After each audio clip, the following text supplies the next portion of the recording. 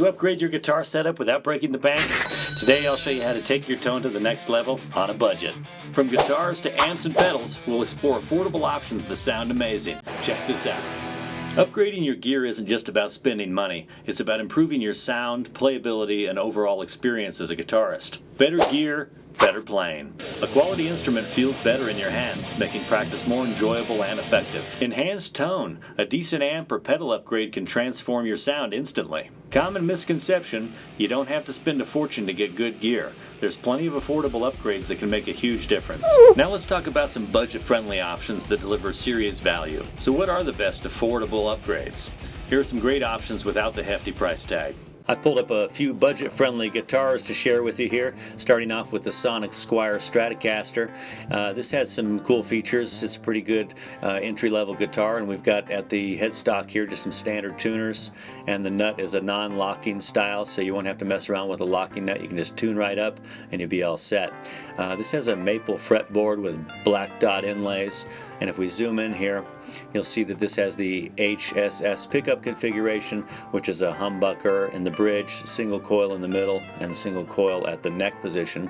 It has a 5-way pickup selector, so you can bounce around with different configurations on those for rock, metal, blues, country. So it's a pretty diverse instrument. And it has the tremolo bridge also, so you can still do dive bombs and whammy effects and things like that. And we've got one volume knob and 2 tone knobs to control those pickups.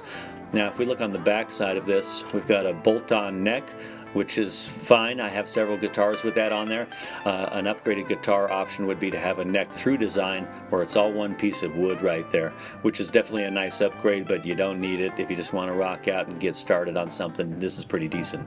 The next guitar I'd like to share with you is an Epiphone Les Paul Special, and this one comes in 3 different colors, so if you don't like that orangish, you've got black available, and also this other color here. Let's see, what is this? We got a vintage sunburst also.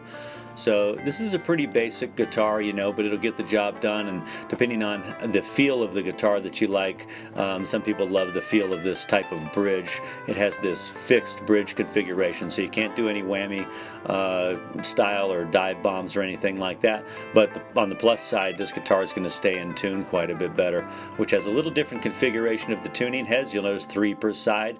I'm personally not a fan of that, but some people love that. I don't really like tuning on the bottom of the headstock, so something to consider there. But if you like that, it's pretty cool. And also one advantage is that you could get one of those robo tuners and install it on that, because it'll fit right in there and it'll tune for you automatically when you push a button for various tunings.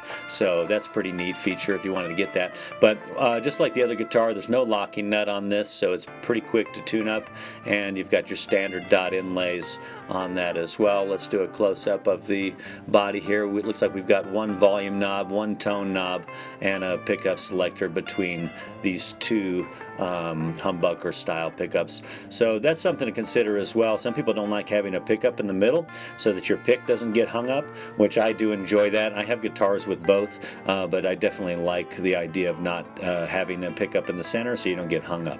And just like the other guitar, these cheaper models are going to be bolt-on necks. It's cheaper for the manufacturer than to do an all-wood construction. That's kind of a custom design and more of an expensive upgrade scenario. But like I said in the last guitar, these bolt-on necks are just fine, so don't worry about that. They feel great. The last guitar I'll share with you is this Yamaha Pacifica. I haven't actually played one of these myself personally, but the reviews are good, and a lot of people recommend these for an entry-level electric guitar. And the HSS is present again. As you can tell, I prefer that on these instruments because it gives me the option of having the humbucker for rock and metal sounds, or the single coil for different styles. So I like the diversity of having that option.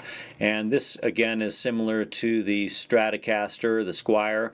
It has the tremolo bridge and a 5-way pickup selector. You'll notice the one difference here is it only has 1 tone knob, so 1 volume knob and 1 tone knob. Otherwise it's super similar to the Stratocaster. We've got a bolt-on neck and a basic nut and tuning head.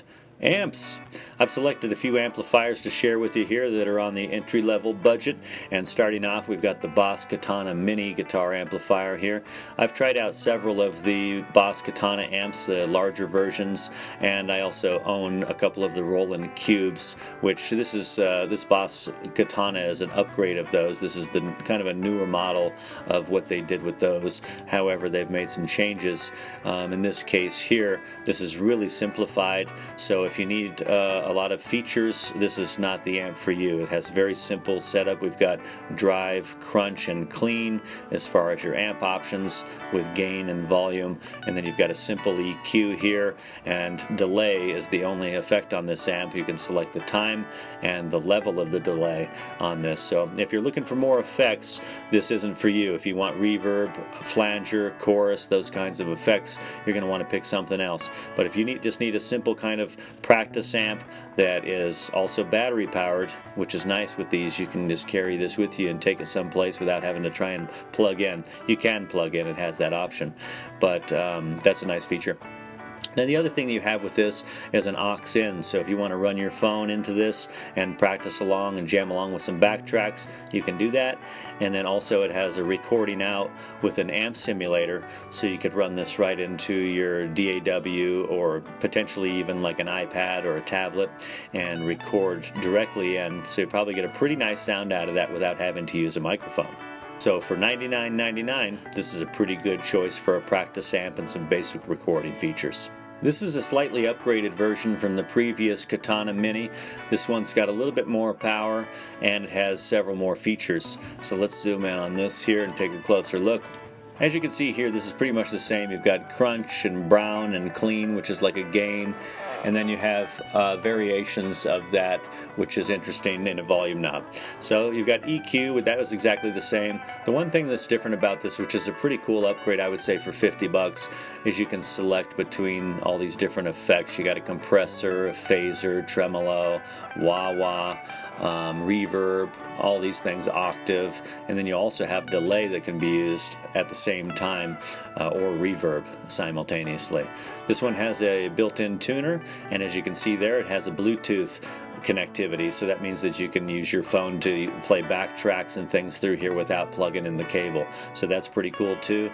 Record out right there, send that to your DAW and get a direct connection and get a great tone from that output.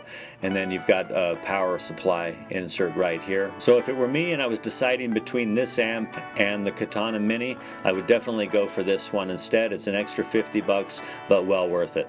The next amp I'd like to share with you is a Black Star ID Core V4, and it's $149.99 currently, which is the same price as the Boss Katana Mini X.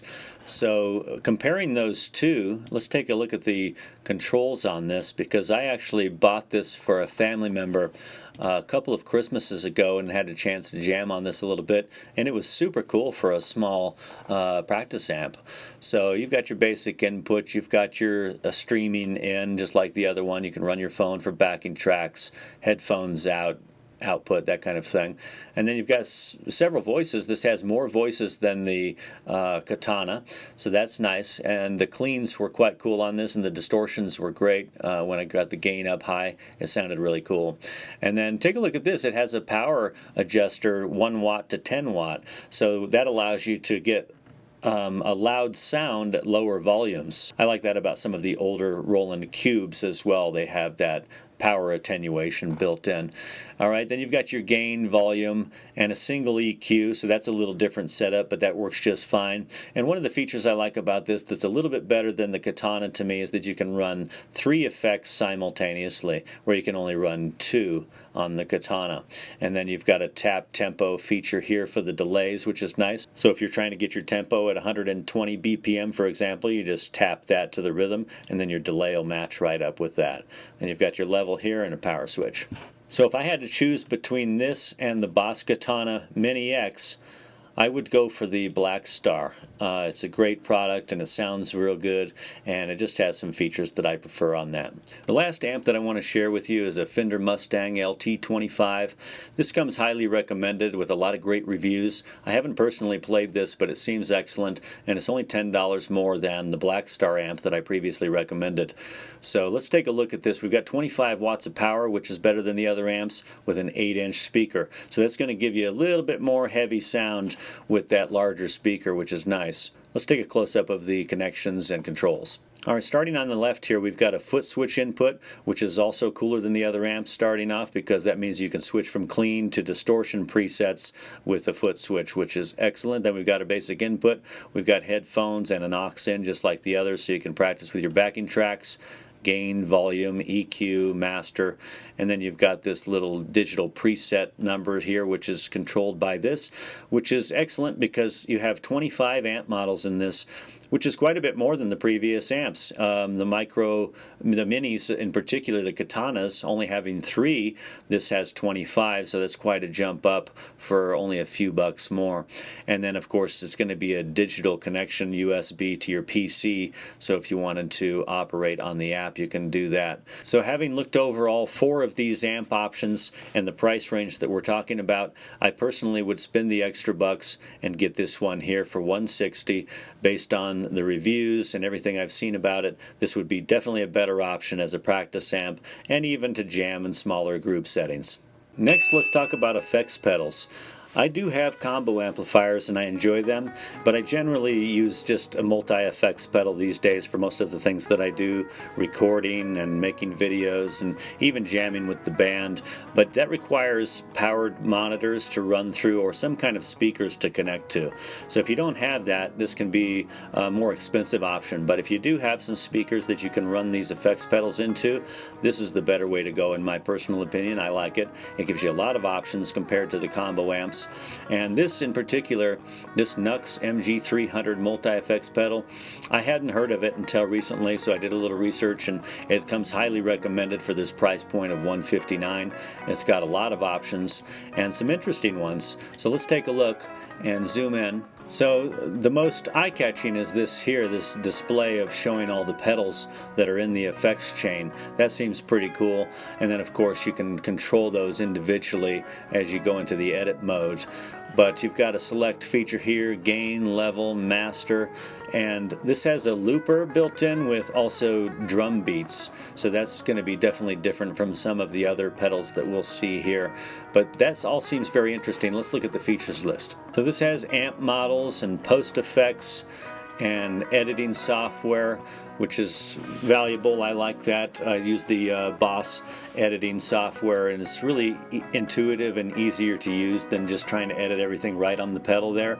So I would like to connect that. And this is interesting, loading third-party impulse responses to expand soundability. You can probably get some amazing sounds with that by loading those in there.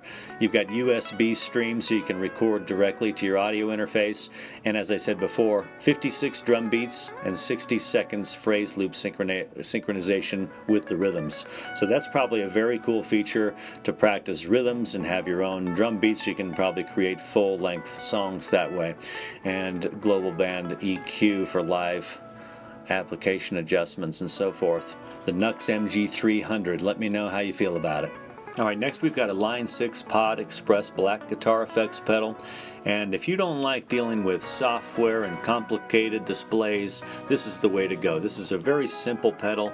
You've got all of your amps right in the center there. You can select, and I like the names that they've chosen for these two. Look at this, Anvil, Slay, Mega. I listened to some of the samples on this, and some of these sound super heavy. If you're into metal, the Slay and Mega, those things sound killer.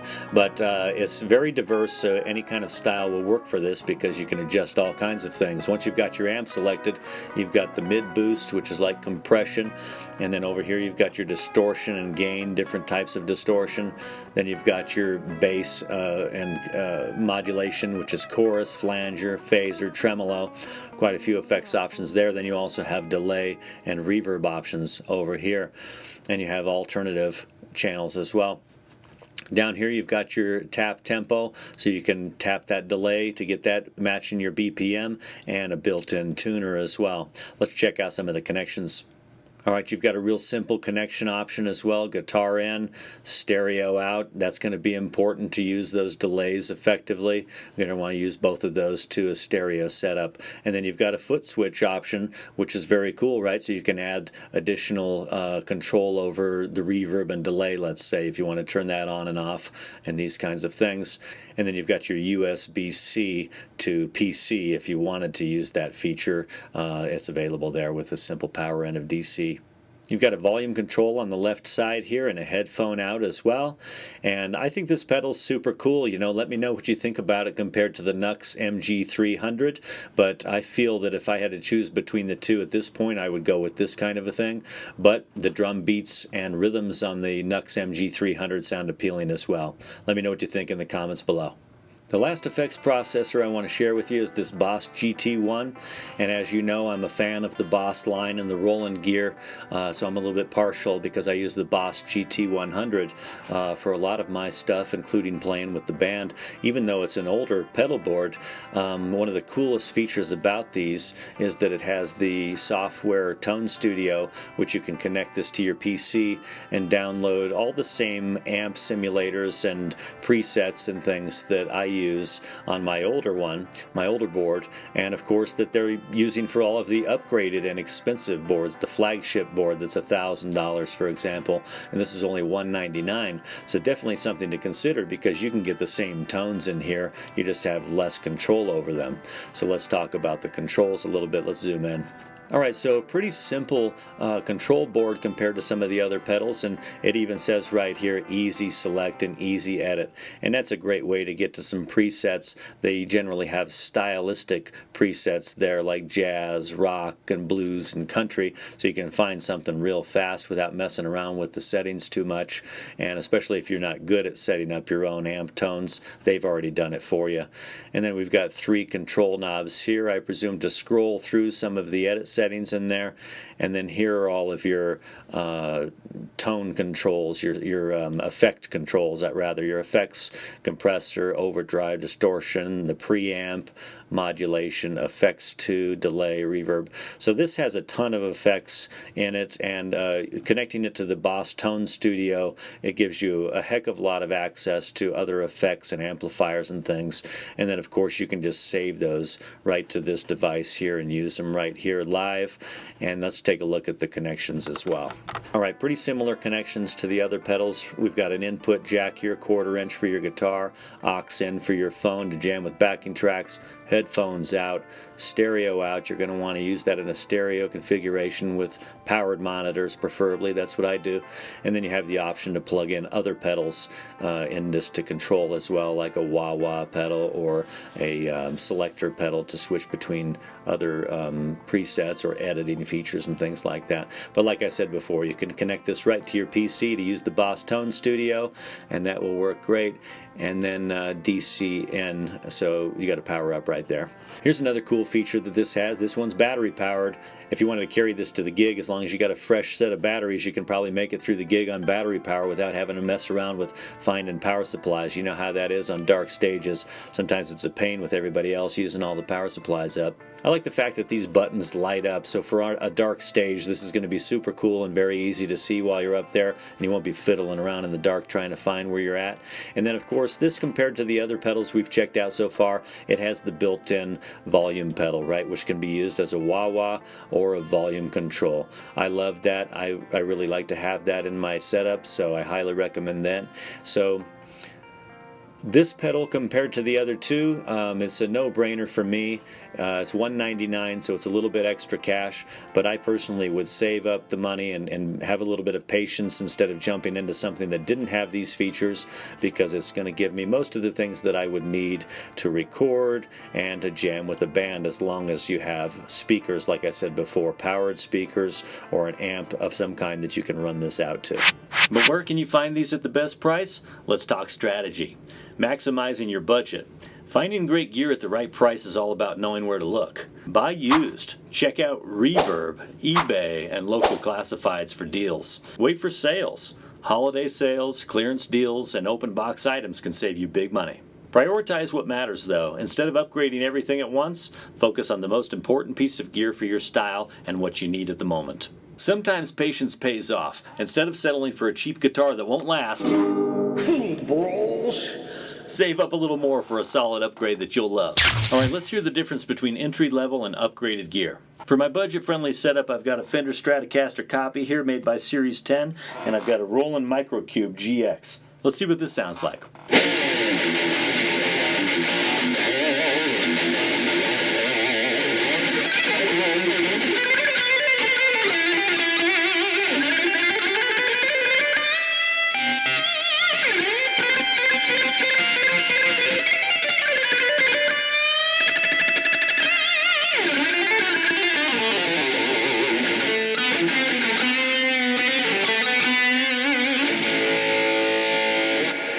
For my upgraded setup, I've got a Dean MAB1 guitar, and I've got a Boss GT100 multi-effects pedal board. Let's see how this sounds.